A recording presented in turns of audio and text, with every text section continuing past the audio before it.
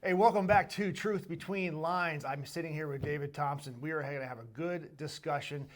David is a former talk show host for politics. Right now, he is a geopolitical, I would say, expert at that point. Wow. After talking to you for a while, exactly, about what's happening.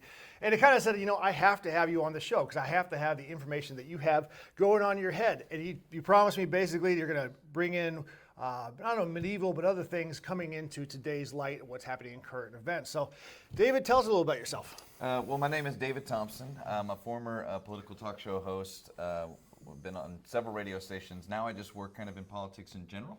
I try to get people to volunteer and take action, take ownership of their own community.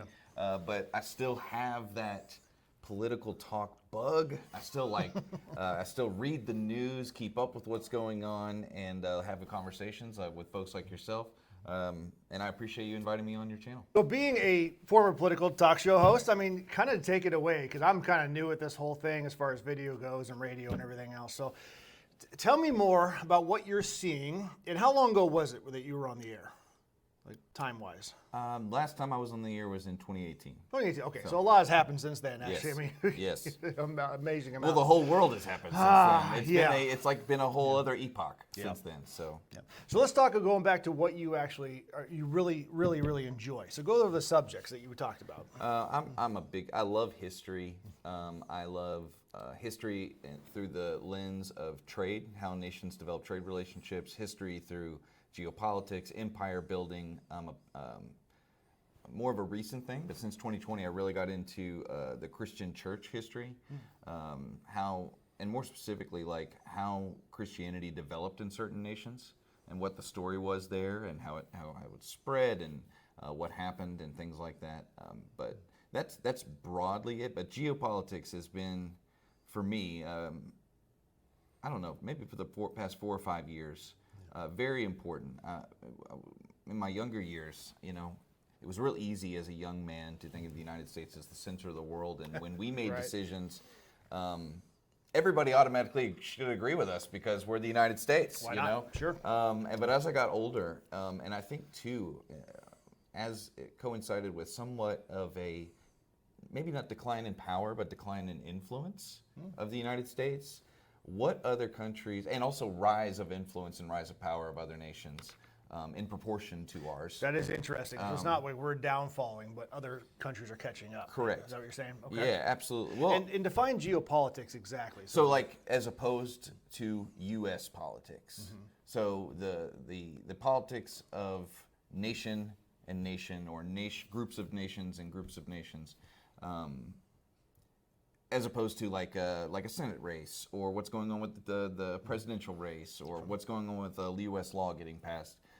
Which I deal with all of that in my regular job, Right. So I can talk about that as much as you would ever want to. But geopolitics, how nations deal with each other, and then the history of that too, history of diplomacy and things like that.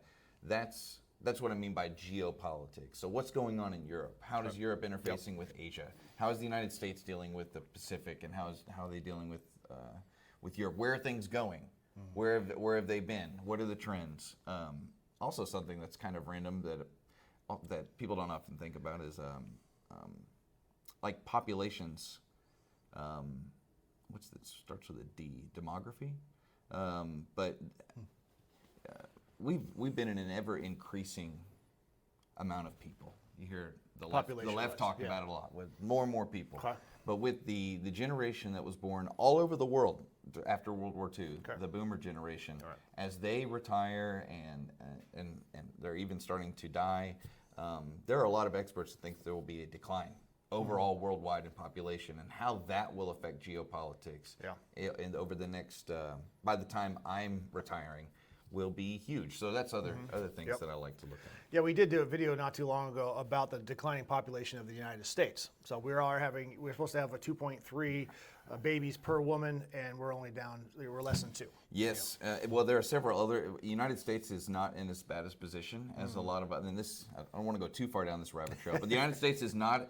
Just so your listeners know, if we did talk about that, we're not as in a bad a position as other developed nations. There are several developed nations like Canada, Russia, Germany, Japan that are less than 1.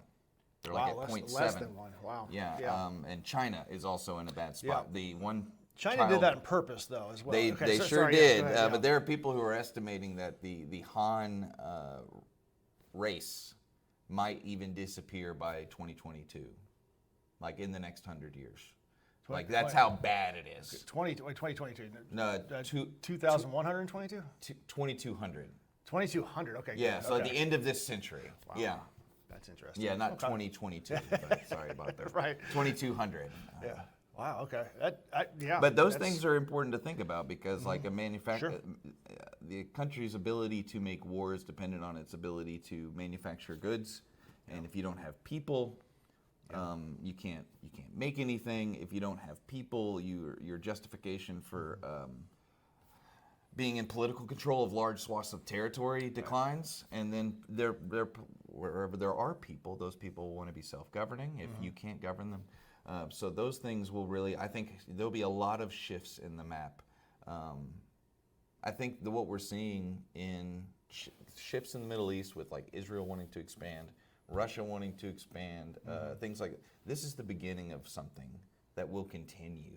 Even Trump saying we want our sphere to include Greenland, Yes. and down to Panama, and saying that we might bring in troops to Mexico, and like that, I think those tendencies are a trend that will continue to rise amongst nations that have the ability to do so, and not just the current ability, but the long-term ability to do so. Yeah, that is interesting. Now, obviously going over geopolitics lately right now, so we're going to have this video out, but we're seeing a big discussion as far as country goes. Now, we obviously has the war in Ukraine right now with Russia going on right now. The talks are going on with Putin. Do you want to talk about that? What's happening with that? What's the updates? Well, I think Friday was monumental. What happened on Friday with the Russian delegation. I mean, there's a lot of talk about Putin coming on Friday to the United States, to Alaska, but the entire delegation coming and their joint press conference. It was said that hundreds of Russian businessmen were there. Oh, that wasn't something very highly touted, but it was said that they were there. The fact that it produced what's going on today, on Monday when we're recording, it was going to be just Zelensky coming to the White House, and I believe actually he's already there. You know, we're recording around 8:52 Eastern time on Monday. That Zelensky's been there for a couple hours, but also almost every European leader is there as well. Macron, Really? President Macron is there. The Prime Minister of Italy is there. The Prime Minister of the UK is there. Friedrich Merz in Germany. Even the I don't know if it's Prime Minister or President of Finland. Finland's so unimportant to me. I don't really remember. But like for whatever, I think they brought him because. Sorry, Finns. Sorry, Finns. You've been mostly irrelevant to me in my looking back in history. But I think they brought him not because of the power of Finland, but because of how much Trump enjoyed playing golf with him. So they think he's like the Trump whisperer in Europe. So I think that's why they brought him. But and also van der Leyen of the EU is also there. Wow. And the scuttlebutt is that no one wanted to send Zelensky to the White House alone again after what happened last time. And the betting sites are already betting on was he going to wear a suit or not. Again, it's early Monday morning in Eastern time in America, obviously. But so we're gonna we've turn not this off seen and any watch pictures this. yet, I might even so. update by the time this actually goes live. We got to know. Yeah, you know? but hey, we can always rewind this and look at it and see if Zelensky is actually. Or you can have me on again. Yes. We'll reconvene reconvene in about 4 or 5 hours after this all done. But having a good time with this, I mean, you talk about the geopolitical influence of the United States. I mean, all the leaders you just mentioned are here in the United States, in the Washington, D.C. Capitol. What does that tell you about stuff? Would that have happened with, let's just say, any other president? But I mean, what is Trump bringing to the world where he says, you know what, guys, I just met with one guy last week. Let's all get together on Monday and figure this out together. I mean, how great is that to have a president that can able to bring everybody together and say, yep, let's figure it out. I mean, whatever the end of this game is, whatever happens, whatever they decide together, just the fact that they're talking about it tells me that that's a good thing. It says a lot of things. I'll say some of those things, and then you tell me if you still think it's a good thing. I Okay. think it All does right. say a Good. lot of things. I like it. I think that it's important to look at the juxtaposition of we met bilaterally with Russia on Friday. Then we meet with everyone from the EU. Not bilaterally with the UK, not bilaterally with France, not bilaterally with Germany, not with the head of the EU or golfing buddy from Finland. I think that speaks to a lot of people want to talk about Russia. I think the former Senator John McCain, who passed, described Russia as a gas station with nukes. Okay. Basically, and talk about, and the 90s were very difficult for Russia. It had a declining economy. It fed into what I was talking about now with the declining population. It was just a tough place to live after the fall of the Soviet Union. But that is not the Russia of today. And the Russia of today can set up a bilateral meeting with the United States.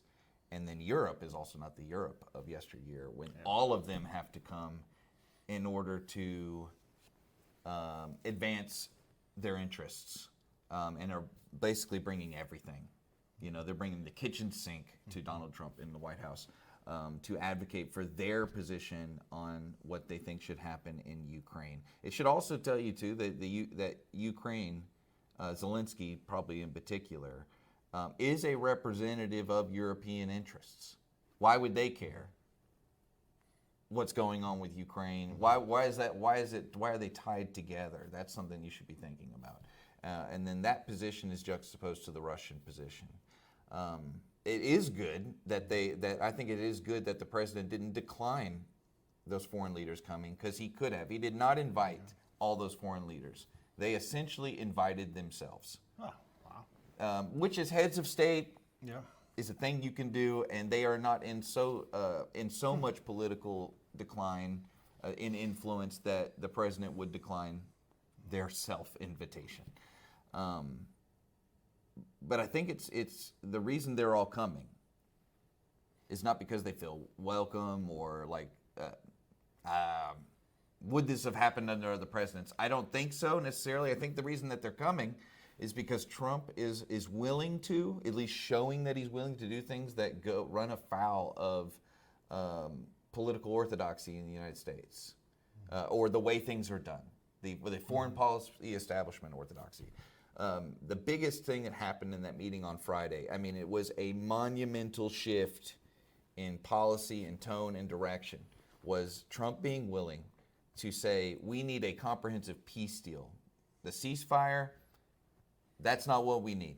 We don't need a cessation in hostilities while we spend, I mean, ask South Korea and North Korea how cessation in hostilities is going. They're actually doing drills next week, really? South Korea and the United States. Yeah. We still have 50,000 troops there, or whatever it is. That war is technically still on. North Korea and South Korea, they're just in a ceasefire. That is what the foreign policy establishment in the United States and Europe and the folks in Ukraine were wanting. They wanted the war to never end, another never-ending war, just with a ceasefire that could last 50, 100 years. But Trump has said, we need a comprehensive peace deal. And I think that was a suggestion by Putin. That lit the Europeans' hair on fire. They don't want a comprehensive peace deal. That means that it's not just talking about Ukraine. It means it's talking about the security architecture of Europe in general. What are the things, the pieces that have to be in place for everyone, including Russia, in the European sphere to feel like we're not going to war anytime soon? Yeah. How does the board have to be made up? I mean, the last time that was done in a comprehensive way, just to talk about scale, was when FDR, Stalin, and Churchill met. And what we got out of that was the Iron Curtain. We got the Marshall Plan. All these things were put in place to ensure, and they actually, there are lots of negatives about what happened there, but the positive is there wasn't a war after World War II for multiple generations. Correct. So that's what's making them afraid. It's because anything can happen in that situation. You could have another Iron Curtain. You could have another Marshall Plan, or something that happens at that scale, something so big. So I think that's what it says, and you can tell me if you think that's all a good No, I thing or mean, not, I'm just thinking we're at a disadvantage because of our timing of this. That's the problem. It's like literally is going on right now, and I'm so kind of curious to turn the TV on over around the corner and be like, all right, what's happening at this very moment so we can report on it. Well, what happened on Friday is much bigger than what will happen today. Yeah, true. If that gives you any pause, that makes you feel any better. What the Trump and Putin coming to agreement, which I guess it's Trump. He could always unagreement because that's his modus operandi sometimes. But them coming to agreement that we need a peace deal is much bigger than anything that will happen in the White House today.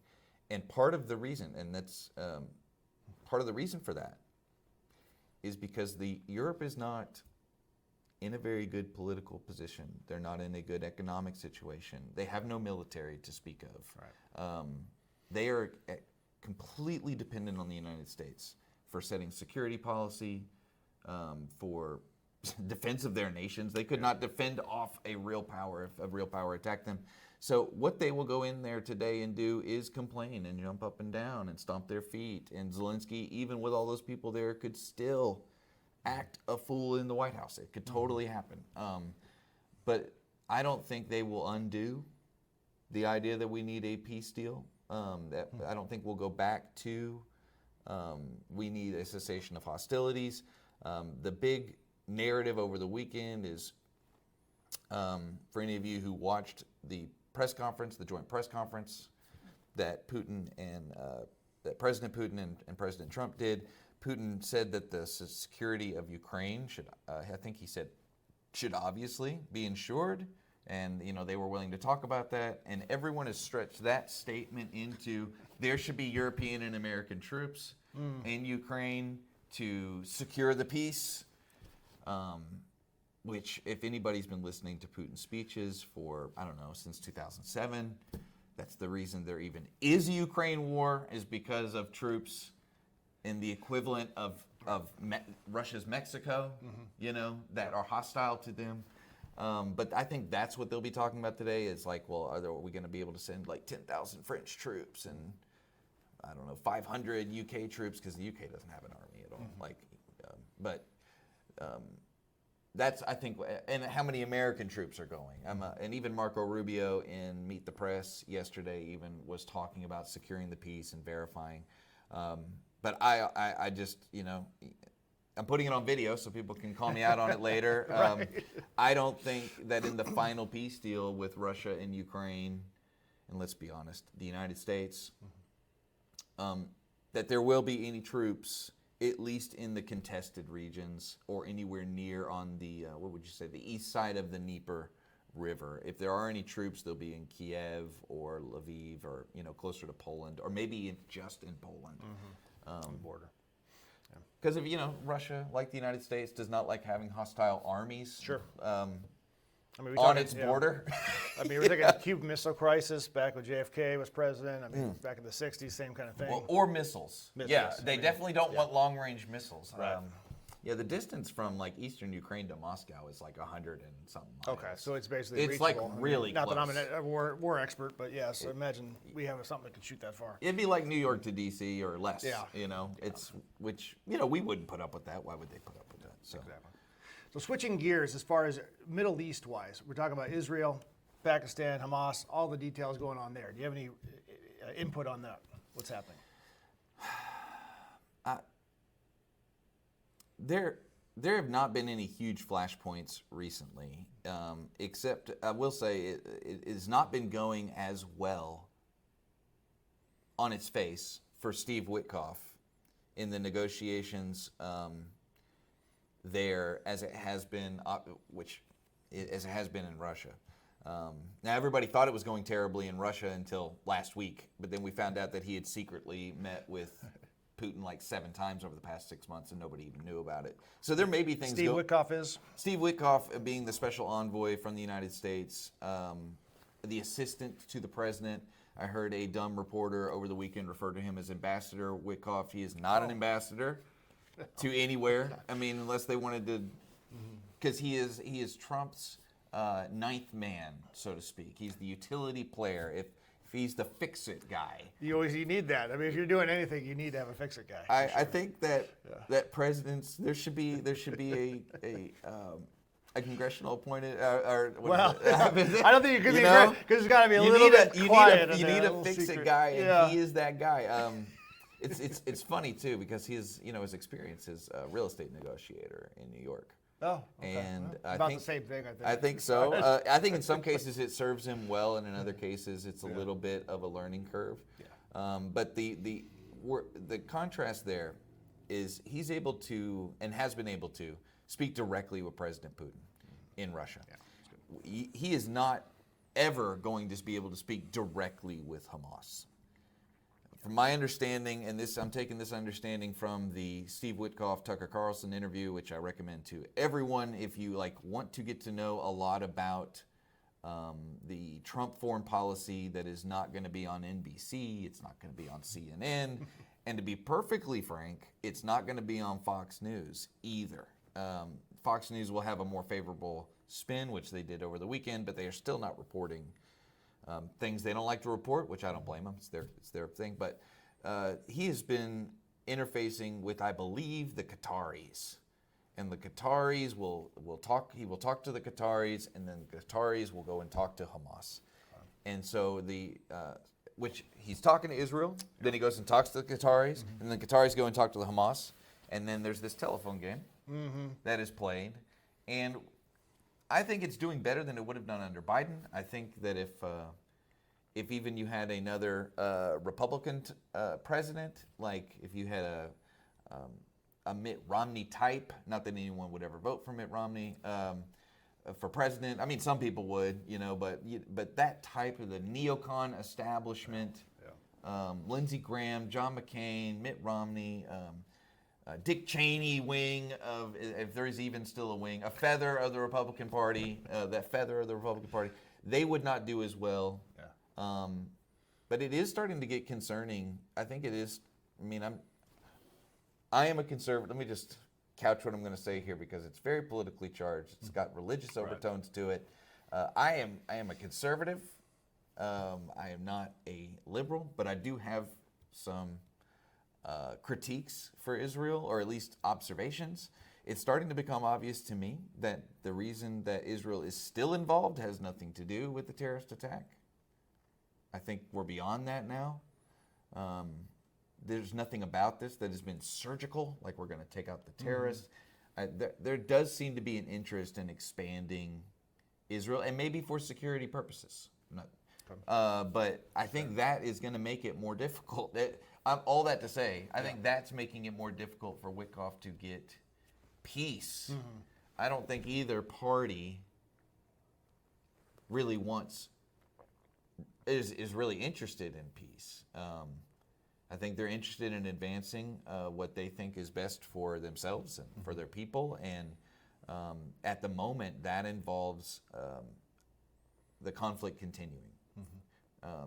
Even as much as Hamas has the pain that's been inflicted on Hamas, I don't think they have enough incentive to say we're not going to have conflict and we're going to completely unwind. And Israel has shown there's been no breaks. Yeah. No breaks. It's just been gas pedal only. So. Yep. Agreed. Now, going back, we talked about current affairs just now. Let's talk about your medieval, what you're really interested in as far as history goes. How are you seeing what happened? What are we talking 400 or 500 years ago, 1,000 years ago versus now? Well, we can start with something that happened recently and work our way back a little bit. So, I was blown away when the Trump administration announced that they would be having the meeting in Alaska. Okay. And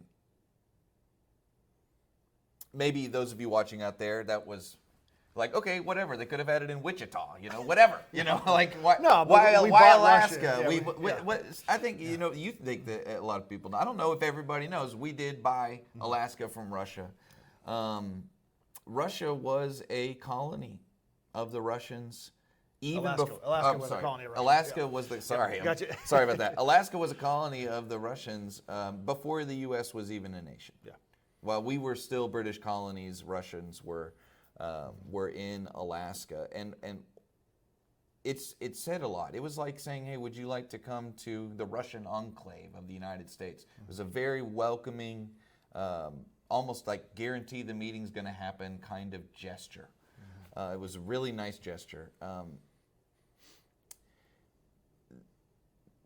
It wasn't just Russians there in particular that I thought was interesting, that have been there over the centuries. Like, I'm an Orthodox Christian, an Eastern Orthodox Christian, and my particular church that I attend was founded by Russian missionaries in Alaska. So I'm very familiar with the history of the church and the Russian history up in Alaska.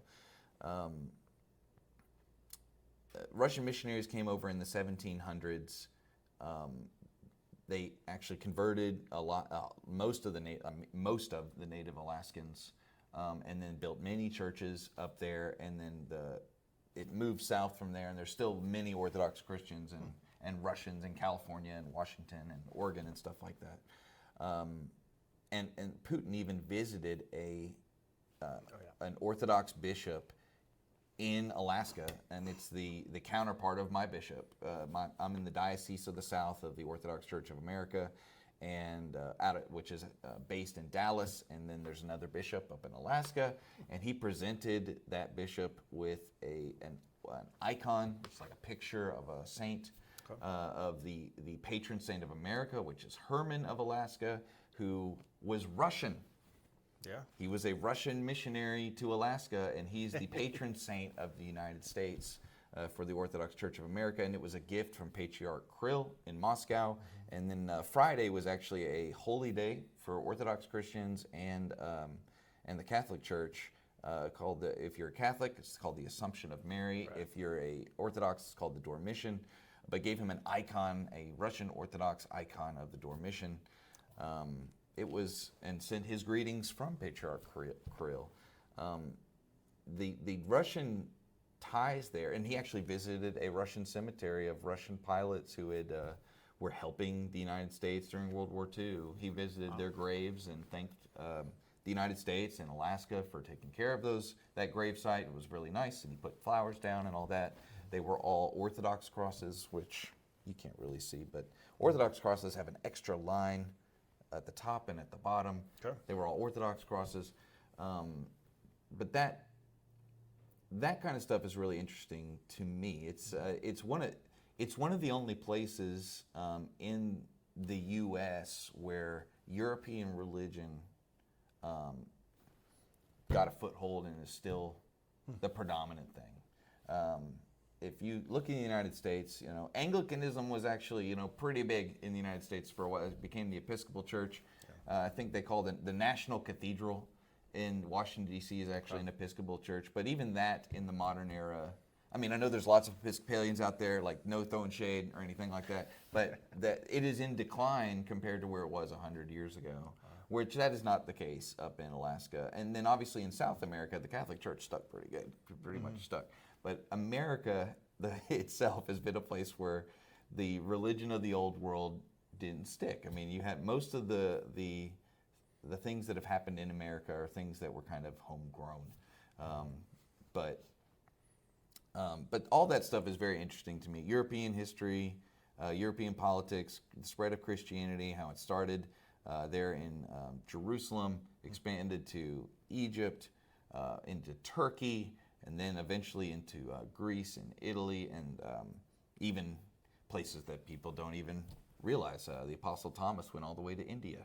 And there are still Christians in India, in the subcontinent, that say we are the descendants of those Christians that Thomas baptized. And what year was that? About what era? Well, it was in the first century, because Thomas knew Jesus. So like we're talking way back then. Thomas was an apostle. I just want to make sure we're not talking. We used to 1700s at one point. Oh, right. Yeah, we're talking way back in the first century AD. There were, the gospel got preached all the way in India, and stuff we just don't really think about very much. But those things are very interesting to me. So switching gears back to current events, I mean, what are we looking at for 2026 as far as the midterms go? What's your feelings on that?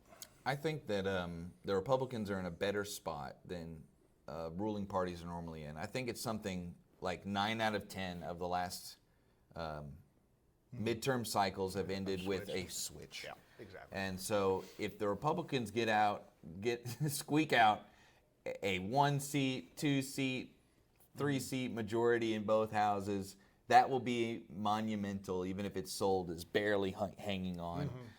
It's not the red wave we thought we were going to have back in 2022. Right. Yeah. All that. But I think that some things have to happen in order for Republicans to be successful. I think that Republicans should be beating the door down saying, when you receive your tax refund in the first quarter of next year, we did that. If it had been up to Democrats, you would owe money. And start throwing out the positive association that, like, when you get that money, that was us. And if you wanted to owe money, you should vote for the Democrats because they want your money. That should be, I would not talk about anything else if I was a member of Congress or a member, maybe the Senate's a little more complicated. You're talking tax refunds. You're also talking about Social Security. You're talking about no tax on tips, no tax on overtime. Right. I mean, all the other things are passing the one big bill. Yeah, I only mentioned the one because it's a high impact thing that'll cover most of the electorate. But like, yes, you should talk about all those things: the no tax on tips, Social Security. You could talk about immigration, but unless you're in a border state, a lot of the things that were done in the big beautiful bill can feel like abstractions or far away from you or not having a direct impact on your life. But they need to talk about what they've done successfully. And also, I think what goes on with what we talked about at the beginning of the show, what goes on with the Ukraine war, what resolution, if any, is there before the winter snow comes in? Because they don't fight. After the snow comes in, after the ground freezes, they don't fight. Yeah. So there won't be anything happen, and then what'll happen is it'll all start up again during election season. Yeah. During election season, the fighting will begin again, and for us, the kind of late spring and into the summer, and it's August now, right? We'll be really close to voting this time next year. Right. This is peak. This is when the peak fighting will be, if there's still fighting going on. So if he doesn't get some kind of resolution or working towards resolution, something they can build on in the winter months when there's less fighting, then that will have a part to play in the election, I promise. Now, do you think if the war does end, if President Trump does bring peace to Ukraine, to Israel, and all the other things, and he gets the Nobel Prize, I mean, how does that look for the Republicans and Donald Trump, who's supposed to be this really horrible meanie head, or if he actually wins the Nobel Prize? Is it possible too? Well, anything's possible. Sure. Anything's possible. It depends on who nominates him, because Putin said he would nominate him if. Yeah, well, Hillary Clinton said too. Hillary Clinton said they're about the same, right? Man, I could talk about that statement Hillary made and how disingenuous it was. Yeah, but even Mike Pence came out too and said he would do it too. I mean, there's a bunch of people saying. I'll couch it this way. Everybody said, if Trump does what I want, then I will nominate him for a Nobel Peace Prize. Not if Trump does what's best for all parties. If Trump is able to do what I want and execute on my foreign policy, then I will give him a Nobel Peace. I will nominate him for a Nobel Peace Prize. So, but you asked how that might affect the elections. Unfortunately for President Trump, it could be a problem if the Ukraine war is still going on. It will probably not help him if there's resolution. And something that is true now, that has always been true in the United States, is we don't care what's going on outside our borders. Yeah. The electorate does not. Right. Like, for the most part, like, it's a nice thing to do over coffee and to make yourself sound like you're connected to what's going on and like you're intellectual. It's like, oh, you hear what's happening in Kenya? A little pinky out stuff. Americans do that, but they really don't care and they really don't vote. And about foreign policy issues. We are a navel-gazing country. We are concerned about what's going on here, and even in the modern moment, it might be more true now than ever. I mean, the political movement that we're still inside of, this political epoch, is about making America great, or being opposed to making America great. It's either the thing or the opposite. But even both of those things are two sides of the same coin, because you either think that, whatever, you get what I'm saying. We are very all about us right now, which is probably good. It's probably necessary. I think we are in a swing where, the Cold War ended, and then we found a new way to be engaged all over the world with the war on terror. We have been experiencing our own economic problems, domestic border problems, wages not going up, all kinds of different. There are all kinds of different. It probably needs to be focused inward, but to prove your point, though, I want to talk about U.S. aid as well, because when Doge came in and Elon Musk, and you realize that what U.S. aid was actually paying for, and it spelled it out like it was lesbian rats in the middle of some African country. Sure. And we're like, wait, we don't want to pay for that. Right. And so it was interesting to see the homosexual people, Sesame Street in South America. Iran. Yeah, Iran. Yeah, I mean, Iran. It was like, why are my tax dollars paying for that going forward? And everybody resoundingly said, we don't want that. So I think you're right. Looking inward at it, we were doing all kinds of crazy stuff around the world, and yet people care about the bottom line. They care about getting their overtime and their tips. I mean, that's once you hit the wallet. And I'm not disparaging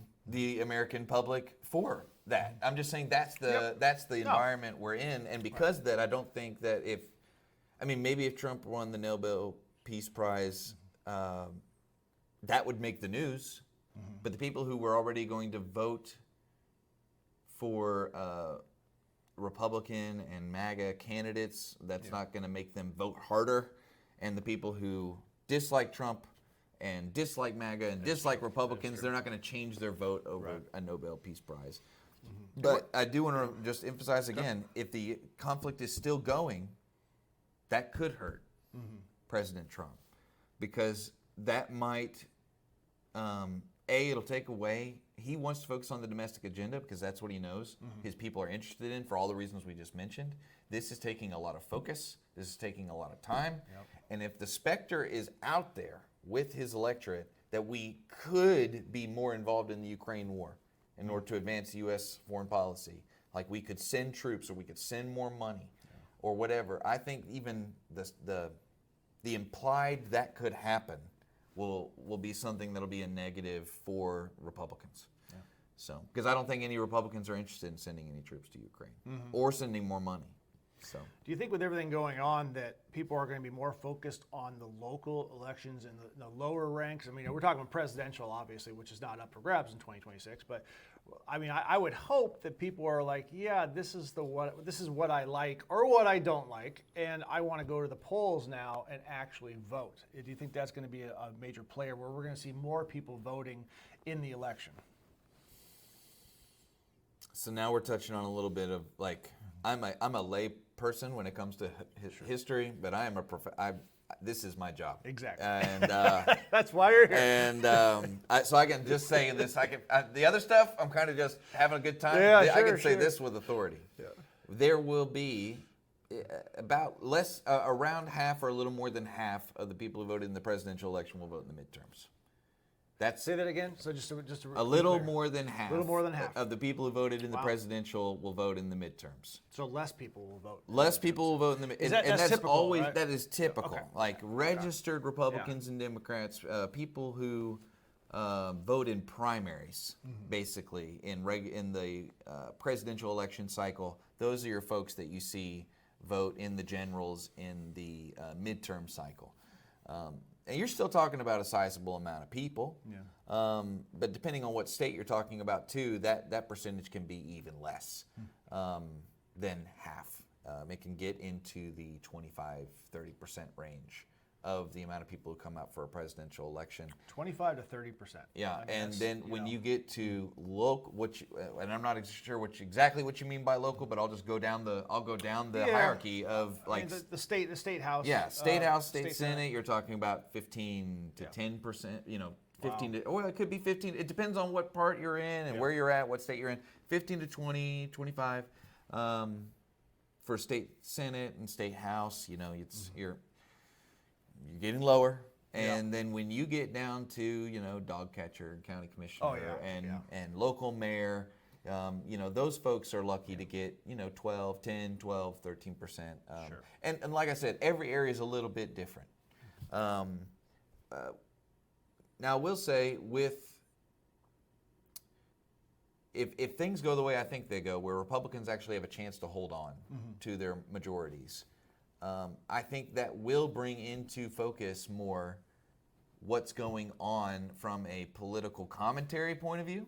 Like the people who cover politics. Yeah. I don't know if regular people will care, but people who cover politics will be looking at state Senate, state House elections as a way to get a window into what might happen in a congressional race. Yeah. You know what I mean? And saying, well, this is what happened. Well, maybe that will mean that will happen. You know, this person won state Senate, which is a huge part of this congressional district. That is a sign that this person running for Congress may win. The Senate map has always looked like, in my business, people have been talking about it looking bad for Republicans for the past 2 cycles. This particular year coming up, but also nobody expected it to go so well last cycle. That was actually a surprise. In case y'all didn't know out there, the Republicans maintaining a majority and even adding to their majority in the 2024 cycle was an out of left field. Nobody expected it. So the hope is for Republicans that they added enough extra in the Senate to maintain their majority. And then Republicans in Congress, I have a lot of friends who work up there on the Hill, and they are always negative. They thought they were going to lose the House in 2024. They thought they were going to lose it in 2020, and they are still negative now. So, and maybe that's a good thing, maybe it's a bad thing, but they are always low spirits. Yeah. They always run from behind, trying to catch up, kind of deal. You know, the scores are always down. I'll say that they're never overconfident. So I actually agree. That's probably a good thing. Even when you hit the top, there's always somewhere more to go, even higher. So. Yeah, and it seems like the momentum is with Republicans. Yeah. If you look at people who are registering to vote and those kind of metrics, it's looking good for Republicans. I don't know. We'll see. It'll be just like the presidential, though. You'll be watching places like New Jersey, Pennsylvania, the Republican districts in California, Republican districts in New York, the Senate race in Georgia. Just to name a few. We did some videos too about redistricting as well, so we're kind of curious how that all plays. We're running out of time for this, but it's maybe another topic. But yeah, the redistricting, how that's going to affect the actual elections. How are illegals being deported going to be affecting that as well? Not only the numbers wise, but if by chance there might be some illegal voting, who knows? A lot of stuff has been proven already. We might hear more. We don't know. But any final comments? Do we want to mention anything we missed or come back to? I'm very appreciative that you gave me a forum to talk to you today, and I've been a big fan for a while, and so it's always for a while. They say don't meet your heroes, you know. Okay, yeah, we're gonna cut it now. All right, yeah, cut. But this was a really great experience. Shut it down. This was a really great experience, and I'd be happy to come on anytime. That'd be great. All right, David Thompson, thank you so much. Yes, sir. I appreciate it very much. All right, guys, Truth Between Lines, conversations like this that we have, this is where we basically get down to what we need to be talking about so we have more understanding of what's going on, not only in our country, but around the world. So as we strive, as always, for the truth between lines.